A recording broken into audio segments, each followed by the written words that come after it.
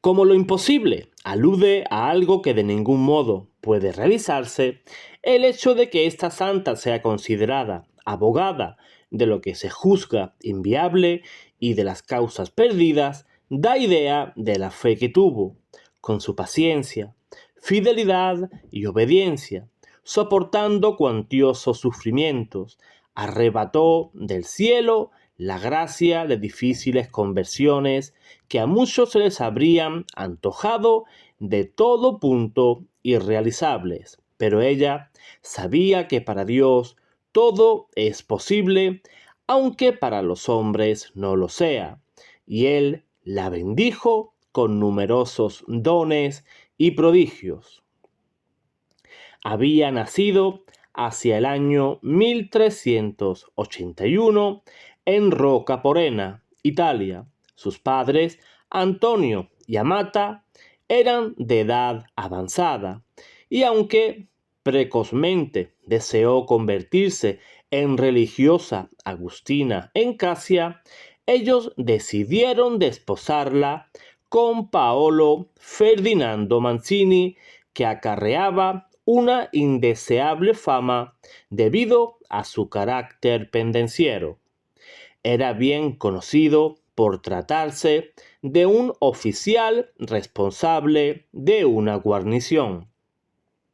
El afán de consagración de Rita había sido alentado desde el cielo antes de conocerle a través de la presencia de un ángel que solía confortarla cuando oraba en un reducido espacio de su casa. Sin embargo, no quiso desairar a sus padres, a quienes obedecía gustosa.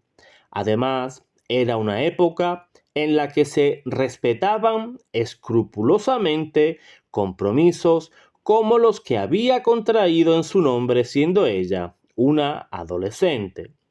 De modo que tomó a Paolo en matrimonio. Tendría entonces unos 17 o 18 años. Desde el principio halló junto a él un infierno plagado de malos tratos, infidelidades y vicios diversos. Tan mal ejemplo fue calando en la conducta de los dos hijos que tuvieron, Gian Giacomo Antonio y Paolo María, que podrían haber sido gemelos. Rita, que oraba insistentemente por su iracundo esposo, llena de aflicción, rogaba a Dios también para que ellos no quedaran atrapados en la maldad. Sus súplicas fueron escuchadas y su esposo un día le pidió perdón. Después de este rasgo de arrepentimiento, su vida se apagó tras una muerte violenta cuando llevaban 18 años de casados. Se desconoce si el deceso se produjo en medio de un ajuste de cuentas o fue producto de un altercado que había tenido lugar a varios kilómetros de Rocaporena. La cuestión es que Rita se encontró de la noche a la mañana siendo viuda y debiendo afrontar el temor de la venganza que fraguaban sus hijos. Estremecida por esta noticia que llegó a sus oídos, pidió a Dios que los preservara libres de mancha de sangre sobre sus manos y conciencia. Conocía la identidad de los que cegaron la vida de su marido, pero nunca los delató. Lo que hizo fue rogar a sus hijos el perdón para ellos, pero este gesto, que consideraron inaceptable, acrecentó las fervientes súplicas de Rita. La respuesta fue que ambos contrajeron una enfermedad muriendo más tarde que su progenitor después de haber perdonado a sus asesinos. El hecho se le vaticinó a Rita en una locución divina mientras rezaba por su salvación con ejemplar perseverancia.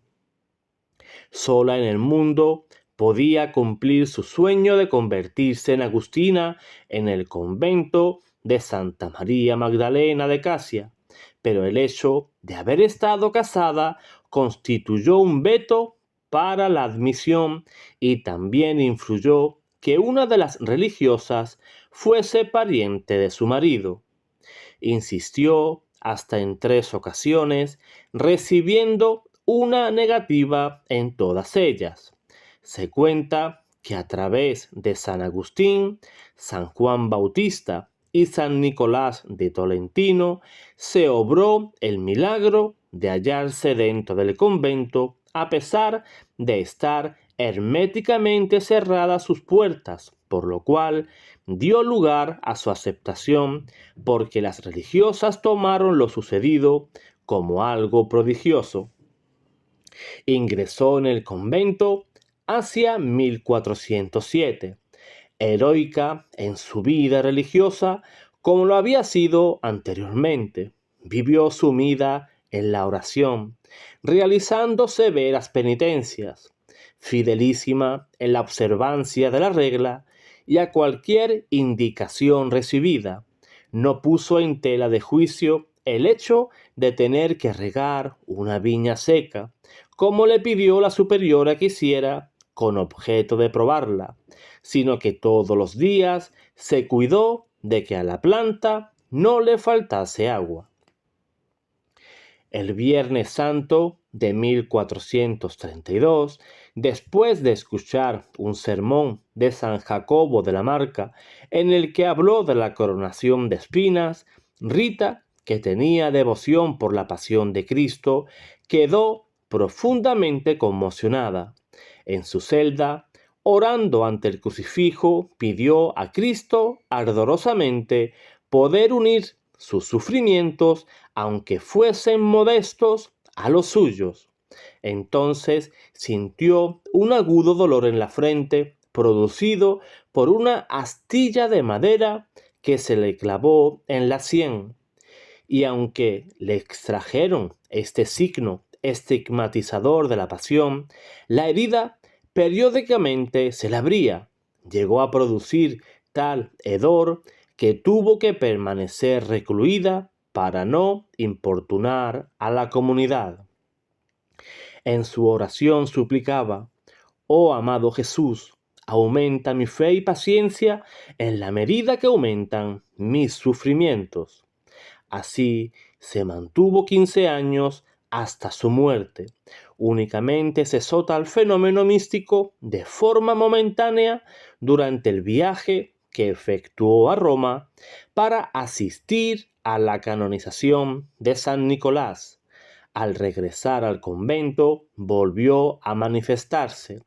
4 años antes de iniciarse esta experiencia, se le había declarado una penosa enfermedad, pero nada de ello alteró su penitencia y mortificación.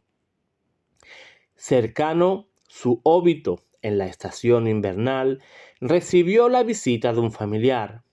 Este quiso agasajarla cumpliendo algún deseo que pudiera tener. Rita pidió que le trajera una rosa del jardín. Y para sorpresa de su interlocutor, efectivamente, encontró en el rosal un hermoso capullo. Aún le rogó que le llevara 2 higos que igualmente halló en la huerta y que habían brotado en una desnuda higuera. Otros prodigios se atribuyen a esta gran santa que murió el 22 de mayo de 1457, inundando en derredor suyo una fragancia que perduró en el tiempo. Su cuerpo se mantiene incorrupto. Urbano VIII, el 2 de octubre de 1627, concedió a las agustinas celebrar una misa en honor de Rita, y el 4 de febrero de 1628 lo hizo extensivo al clero secular. Así quedaba beatificada, aunque no se hubiera efectuado la proclamación con la solemnidad acostumbrada. León XIII la canonizó el 24 de mayo del año 1900. Santa Rita de Casia, patrona de las causas imposibles, ruega por todos nosotros. Amén.